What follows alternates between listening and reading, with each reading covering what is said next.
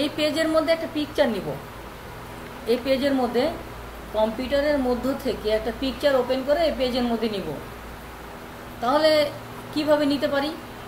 এখানে দেখেন পিকচারের জন্য একটা অপশান দেওয়া আছে না? পিকচারে ক্লিক করছি।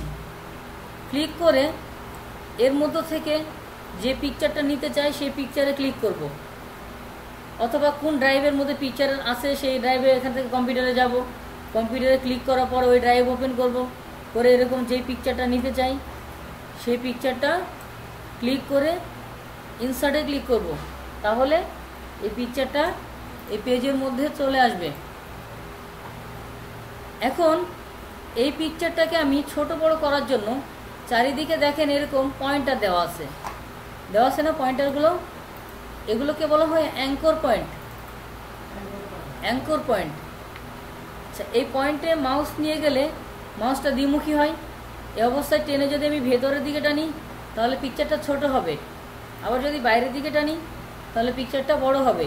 যদি সাইড থেকে টানি এরকম হবে, চ্যাপটা হয়ে যাবে, ঠিক আছে? যদি এভাবে এখান থেকে টানি লম্বা হয়ে যাবে। তাহলে এখান থেকে যদি আমরা কোণ ধরে টানি তাহলে চারিদিক থেকে সমান হয়ে বড় হবে, আবার ছোট করলে সমান হয়ে ছোট হবে। তাহলে আমরা কোণ ধরে যখন টানছি তখন কি হচ্ছে? সমান হয়ে ছোট বড় হচ্ছে। এই পিকচারটাকে বিভিন্ন ফ্রেমে রাখতে পারি। এখানে বিভিন্ন ফ্রেম আছে।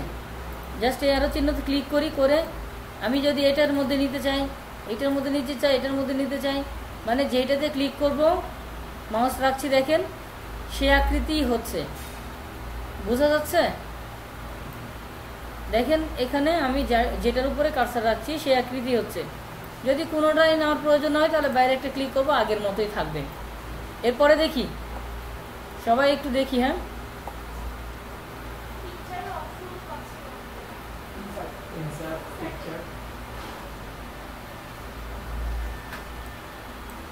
এবার দেখি এখানে একটু দেখেন আগে, তারপরে খুঁজেন।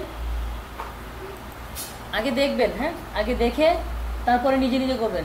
আগে দেখবেন, না দেখে আমি তো সুযোগ দিলাম না।